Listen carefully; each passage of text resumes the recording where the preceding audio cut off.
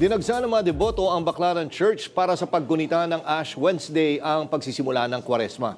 Yan ang umarangkadang balita ni Angela Babad.